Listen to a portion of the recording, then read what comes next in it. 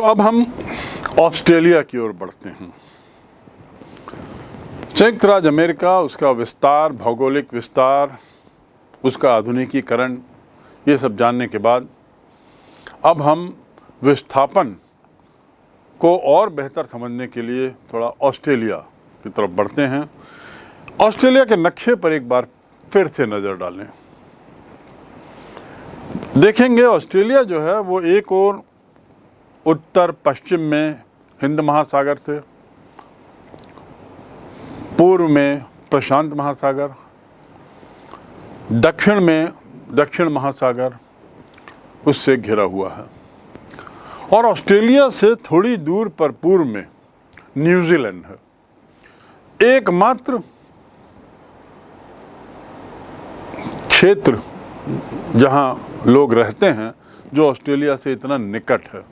और न्यूजीलैंड जो है वो बहुत सारे टापुओं का एक संगठन है। विश्व के नक्शे में आप देखिए तो ऑस्ट्रेलिया मुख्य भूमि से बिल्कुल अलग थलग दिखाई देता है।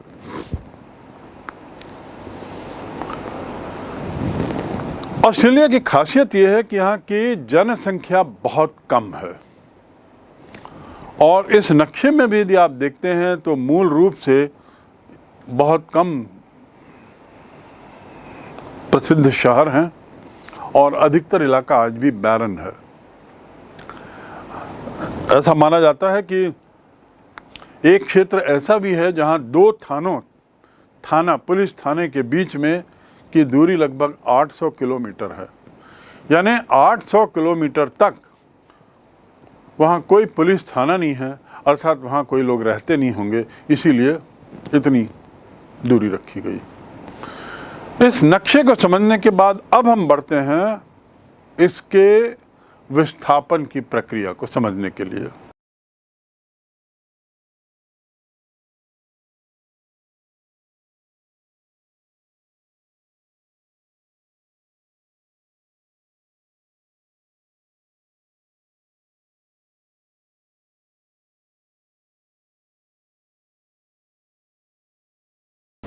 ऑस्ट्रेलिया के नक्शे को समझने के बाद अब हम आते हैं यहाँ के मानव विकास की कहानी को समझने के लिए। ऑस्ट्रेलिया में लोग आए कहाँ से? इतना अलग जो भूस्थल है, मेनलैंड से इतना दूर जो है, आए कहाँ से, क्यों आए, कैसे इनकी जीवन यात्रा अनादिकाल से चल रही है, बहुत से सवाल हैं। समाज वैज्ञानिकों ने, मानव शास्त्रियों ने कुछ इस पे जो जानकारी इकट्ठी की है उसके आधार पे ये कह सकते हैं कि यहाँ के मूल निवासियों का इतिहास बड़ा लंबा है, बहुत लंबा काल। मूल निवासियों को यहाँ के एबॉरिजिन्स कहते हैं। आपको याद होगा मैंने शुरू में ही एबॉरिजिन शब्द का उपयोग किया था और उसका अर्थ बताया था, ये मूल निवासी। अधिकतर इस शब्द का उपयोग ऑस्ट्रेलिया के मूल निवासियों के संबंध में होता है, एबॉरिजिन शब्द का उपयोग। ये ऐसा माना जाता है कि लगभग 40,000 वर्ष पूर्व इनका यहाँ आना शुरू हुआ और हो सकता है इससे पहले भी, संभवतः इससे पहले भी ये लोग यहाँ आने लगे थे।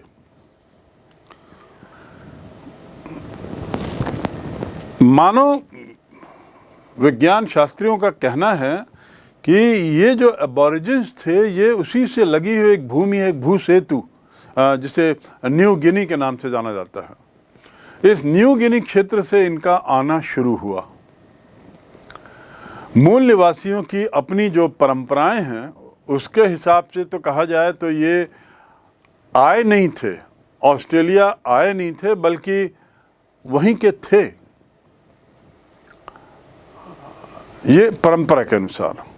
कुल मिला के निष्कर्ष ये कि सबसे पूर्व आदि मानव की जो जानकारी है वह लगभग 40,000 वर्ष पूर्व या संभवतः उससे भी पहले की है, जो ऑस्ट्रेलिया में आ गए, ऑस्ट्रेलिया के हैं।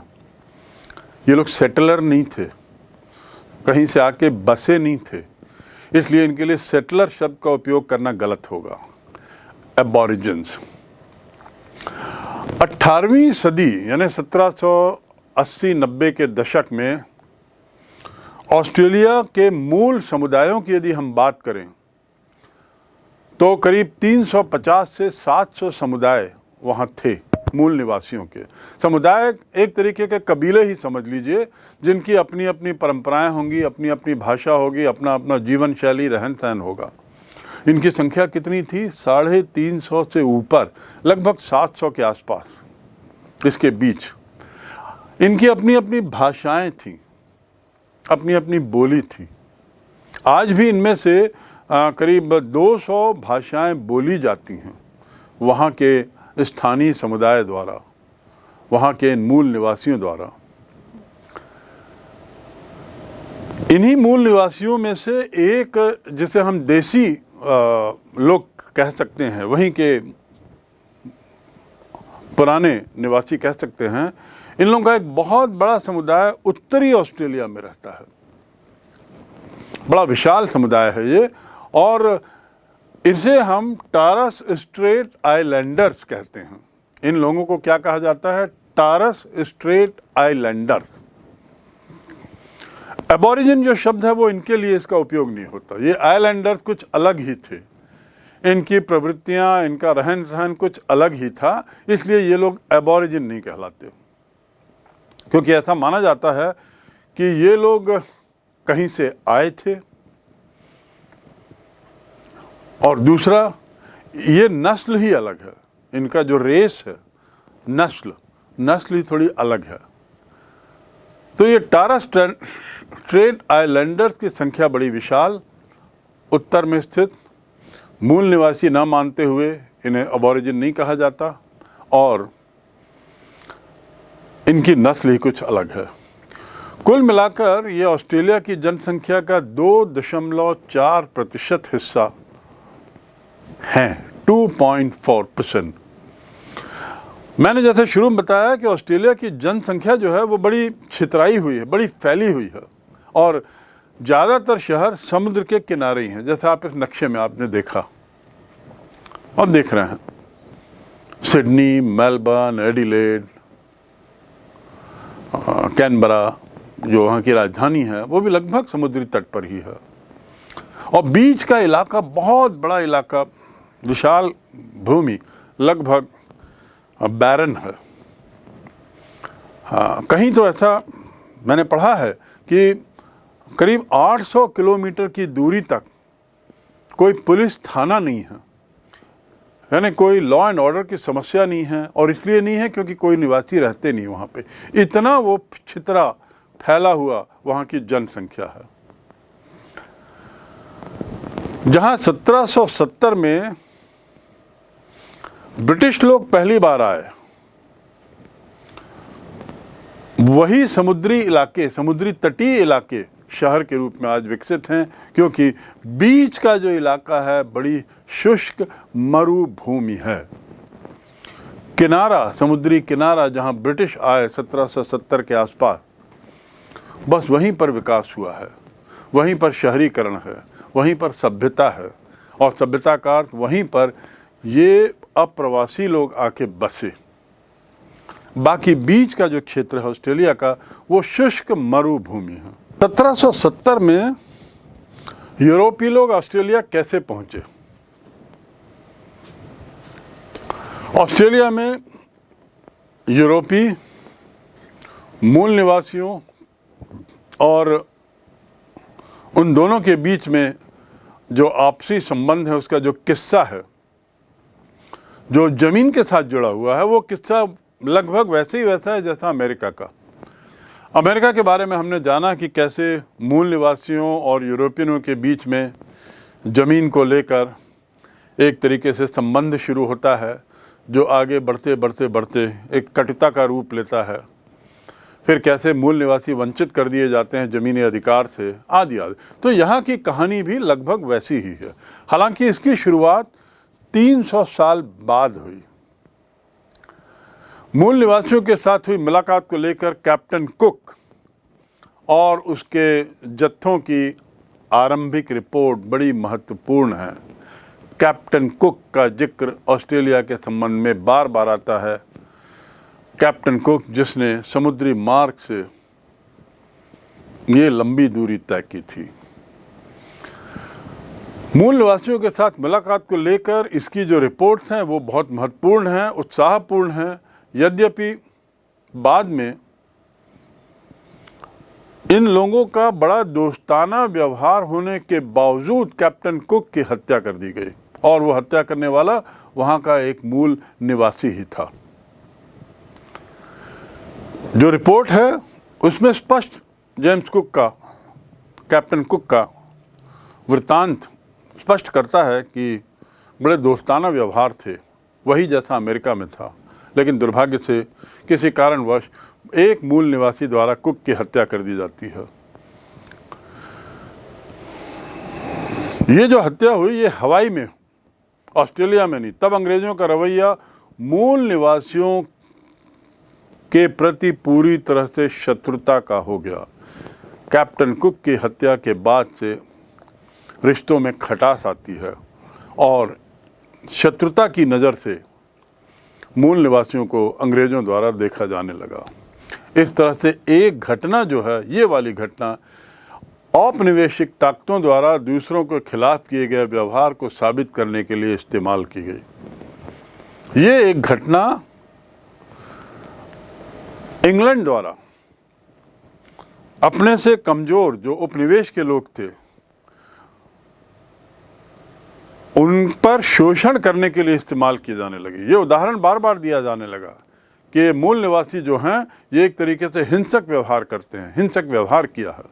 तो अपने काउंटर हिंसक व्यवहार के औचित्य को सही साबित करने के लिए इस घटना का बार बार उपयोग किया जाने लगा, वर्णन किया जाने लगा। अर्थात कुक की हत्या के बाद अंग्रेज़ों ने अपने उपनिवेशों के मूल निवासियों के प्रति सद्भावना की बात तो दूर, मित्रता की बात तो दूर, अब शत्रुपूर्ण रवैया दृष्टिकोण अपना लिया।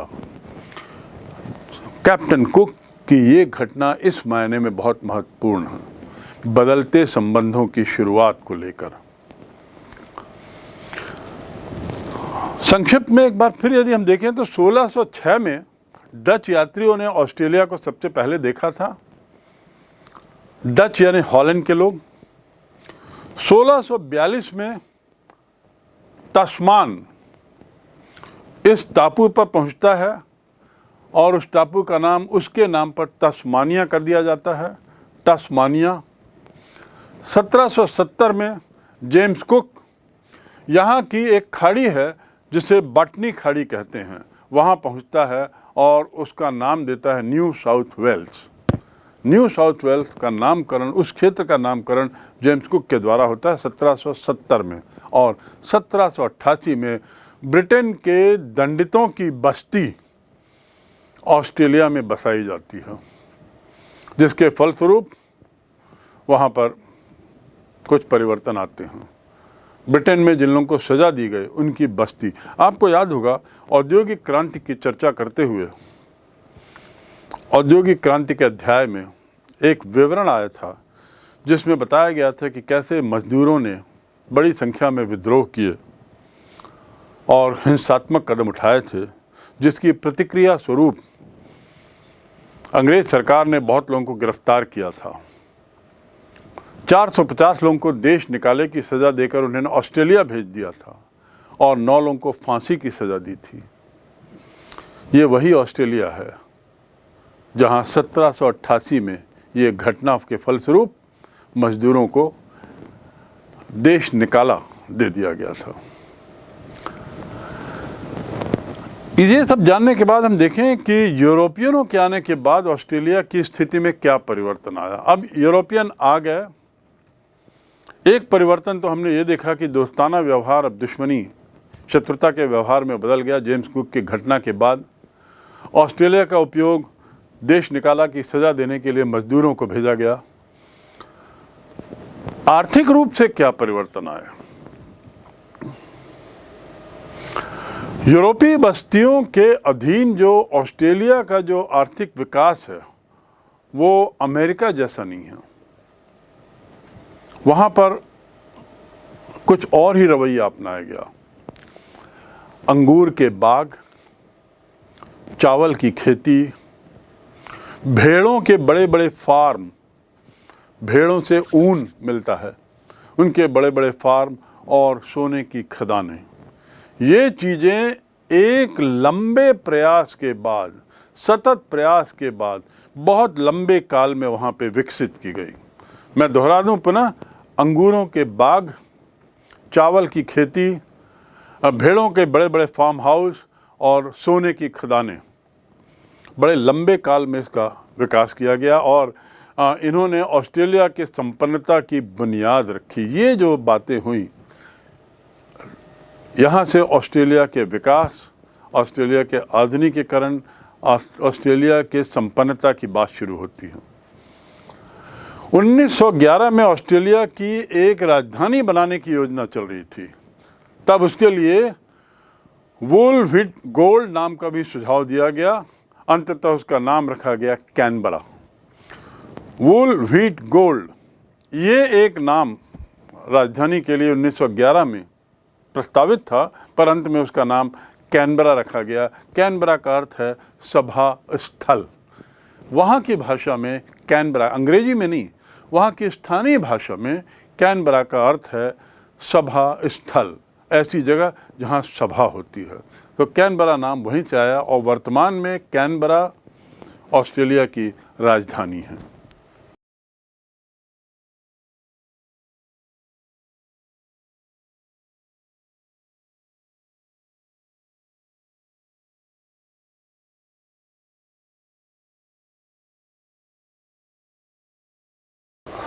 ये जो अंगूरों के बाग थे या भेड़ों के फार्म हाउस थे बड़े बड़े, उसमें काम करने के लिए वहाँ के मूल निवासियों का उपयोग होता था।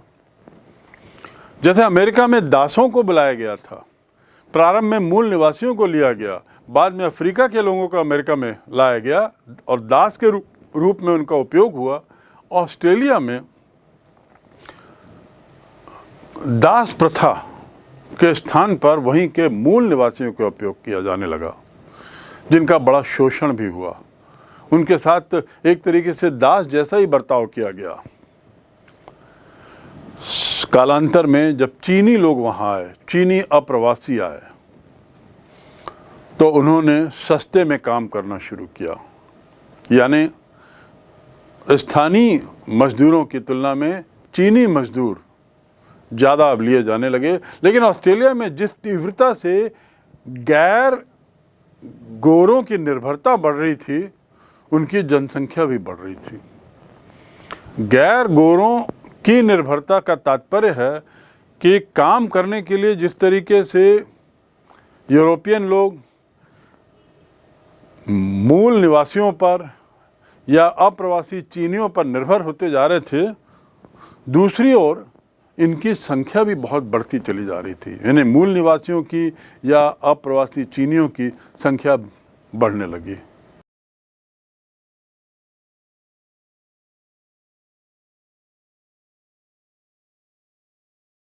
चीनियों की इस बढ़ती हुई जनसंख्या से चिंतित होकर अंततः वहाँ की सरकार ने चीनियों को प्रतिबंधित ही कर दिया, उन पर आने से रोक लगा दी, अप्रवासियों के आने से रोक लगा दी। और 1974 तक इस बात का भय लोगों के मन में बना था कि दक्षिण एशिया और दक्षिण पूर्व एशिया के जो गहरे रंग वाले लोग हैं वो बड़ी संख्या में ऑस्ट्रेलिया आ सकते हैं, क्योंकि ऑस्ट्रेलिया भी एक तरह की एक नई दुनिया थी, एक अनएक्सप्लोर्ड लैंड था। उम्मीद थी लोगों को कि जैसे अमेरिका में अप्रवासियों ने जाकर वहाँ अपनी नई दुनिया बसाई है, अपना विकास किया है आर्थिक, उसी तरह शायद ऑस्ट्रेलिया में भी ये संभव है। तो इसलिए 1974 तक ये शंका लगातार वहाँ के लोगों में बनी थी कि दक्षिण एशिया के लोग या दक्षिण पूर्व एशिया के लोग जो गहरे रंग के होते हैं, ये लोग शायद बड़ी संख्या में ऑस्ट्रेलिया पलायन कर जाएं, वहाँ पनाह लें। और इसीलिए गैर गोरों को बाहर रखने की नीति सरकार ने वहाँ बड़ी सख्ती से उस पर अमल किया। ये प्रतिक्रिया, किसकी प्रतिक्रिया? गैर गोरों की संख्या, बढ़ती हुई संख्या की प्रतिक्रिया। यूरोपीय लोग, जहाँ तक यूरोपियों की बात है, यूरोपीय लोगों के समय मूल निवासियों ने ऑस्ट्रेलिया में खतरे को नहीं देखा था, क्योंकि वे गोरे थे। जब तक यूरोपीय लोग आ रहे थे उनका स्वागत था, और स्वागत नहीं था तो कम से कम उनका कोई विरोध नहीं था, किसी तरह की खतरे की सोच नहीं थी। फिर भी 19वीं और 20वीं सदी के दरमियान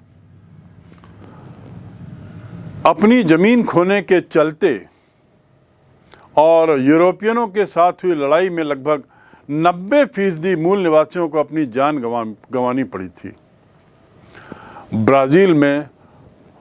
ब्राज़ील दक्षिण अमेरिका का विशाल देश, वहाँ पुर्तगाली कैदियों को बसाने का प्रयोग तब जाकर बंद किया था जब हिंसक बर्ताव ने मूल निवासियों के प्रति हिंसा पर उदारू कर दिया था। यही प्रतिक्रिया यहाँ हो रही थी। मैं फिर से दोहरा दूँ, ब्राज़ील में पुर्तगाल के कैदियों को बसाने का प्रयोग हुआ, और ये प्रयोग बाद में बंद इसलिए करना पड़ा क्योंकि ये हिंसा का रूप ले लिया। मूल निवासियों के प्रति हिंसा पर ये लोग उतारू हो गए थे। आखिर ये लोग कैदी के रूप में वहाँ बसाए गए थे, तो एक कॉम्प्लेक्स उनके मन में अलग से था ही। इसी उदाहरण को देखते हुए ऑस्ट्रेलिया के ज़्यादातर शुरुआती अंग्रेज इंग्लैंड से निर्वासित होकर आए थे, और जब उनकी सज़ा या दंड की मियाद पूरी हो गई तो उन्हें ब्रिटिश वापस न लौटने की शर्त में ऑस्ट्रेलिया में ही स्वतंत्र जीवन जीने की इजाज़त दे दी गई। दंड दिया गया मजदूरों को औद्योगिक क्रांति के दरमियान और उसके पूर्व में भी, और दंड स्वरूप उन्हें देश निकाला में ऑस्ट्रेलिया भेज दिया गया। लेकिन जब तक वे सज़ा याफ्ता थे, जब तक वे सज़ा पा रहे थे, तब तक वो कैदी की तरह थे। पर बाद में दंड का काल पूरा करने पर उन्हें इस बात की स्वतंत्रता दी गई कि वे ऑस्ट्रेलिया में ही बस सकते हैं, वहीं स्वतंत्र रूप से निवासी रह सकते हैं और स्वतंत्र जीवन जी सकते हैं। अपने क्षेत्र से इतने भिन्न इलाके में रहने के लिए उन्हें ज़मीन दी गई, खेती के लिए सामान दिया गया, और ज़मीन से मूल निवासियों को हटाने में कोई हिचक नहीं दिखाई। यानी यहाँ मूल निवासी किस लिए हटाए गए? ताकि वे जो लोग सज़ा के रूप में भेजे गए थे उनको यहाँ का स्थायी निवासी बनाने के लिए कुछ लोभ दिया जाए। यूरोपियनों की बात कर रहा हूँ। और उस लोभ के तहत उन्हें ज़मीन दी जाए, उपजाऊ ज़मीन जिसमें खेती हो सके, और खेती के लिए उपजाऊ ज़मीन कहाँ से दी जाए? इन्हीं मूल निवासियों से को बेदखल करके। तो इस प्रकार यहाँ पर स्थिति थोड़ी बदली हुई है। अमेरिका में दूसरी परिस्थितियों में मूल निवासियों को खदेड़ा गया।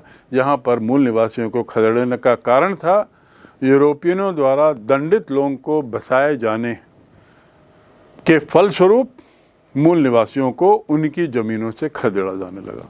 और इसमें इन अंग्रेज़ों ने, इन यूरोपियनों ने कोई हिचक नहीं दिखाई। यहाँ पर यह सोचना ज़रूरी है कि आज जो देश अपने को इतना सभ्य कहते हैं, चाहे वो इंग्लैंड हो, चाहे अमेरिका हो या यूरोप के देश हों, ये देश जो आज अपने को सभ्य कहते हैं, आज से मात्र 200-300 वर्ष पूर्व के सारे घटनाक्रम बताते हैं कि ये कितने असभ्य थे। तो ये एक विचार मंथन, एक सोचने का मुद्दा भी है कि समय के साथ कैसे इन्होंने अपने को बदला है और आज अपने को ये सभ्य कहते हैं, और इनके सभ्यता की नींव कितनी निर्ममता में, कितने शोषण में डली।